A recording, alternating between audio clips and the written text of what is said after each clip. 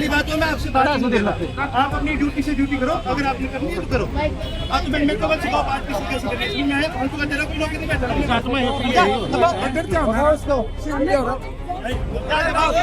गाली गलौज, क्योंकि स्पॉन्सर्ड बाई गवर्नमेंट। अब ये है कि असली लड़ाई तो कांग्रेस लड़ती है लोगों की।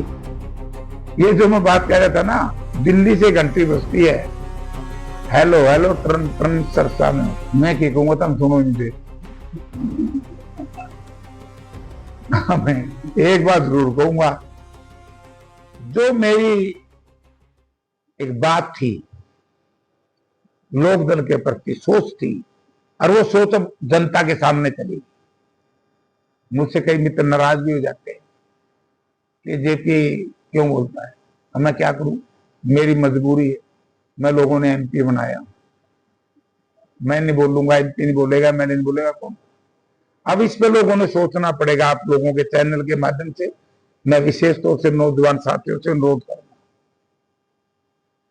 रोज तक की वीडियो देखो, गाली गलौज, क्योंकि स्पॉन्सर्ड बाई गवर्नमेंट। और आज से लगभग 5-6 महीने पहले हमारे कांग्रेस पार्टी के एक विधायक है देवेंद्र हंस। अंतर दोनों में क्या है, दोनों विधायक, वो दलित समाज का है देवेंद्र हंस के ऊपर तो मुकदमा दर्ज, कोई गाली गलौज नहीं, कोई धक्का मुक्की नहीं।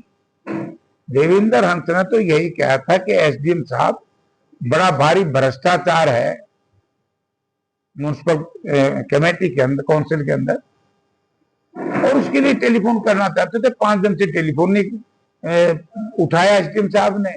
नहीं टेलीफोन उठाया तो अपने कार्यकर्ताओं ने उस पर दबाव डाला कि जी ये क्या है, तो लूटिया सारा।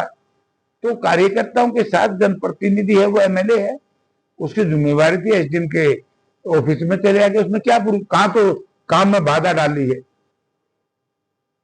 अब ये है कि असली लड़ाई तो कांग्रेस लड़ती है लोगों की। ये जो मैं बात कह रहा था ना, दिल्ली से घंटी बजती है, हेलो हेलो टर्न टर्न सरसा में होती है। गोपाल कांडा की बात का इससे ये सिद्ध हो गया कि उसी के लिए काम कर रहे हैं पार्टियां सरकार के लिए, वरना तो पर्चा समान होना चाहिए था दोनों। तो इसलिए ये अंतर पे भी लोगों ने विचार करना पड़ेगा कि क्या कारण है। एक विधायक पे पर्चा एफआईआर और एक विधायक पे एफआईआर, ये वही सिस्टम है।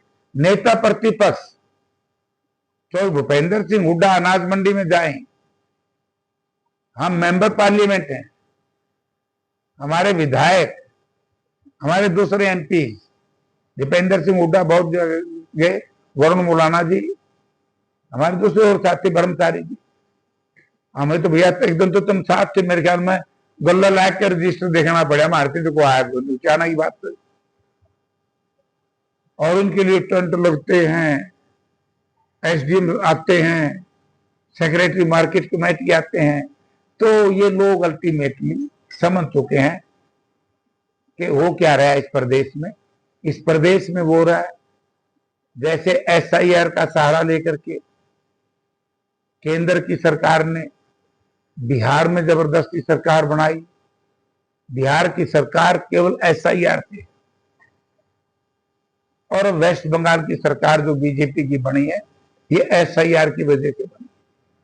आज ही मैंने हमारे कुछ साथियों को बुलाया और कुछ ऐसा सिस्टम को समझने का प्रयास किया। अब एसआईआर 15 तारीख से यहां भी शुरू है।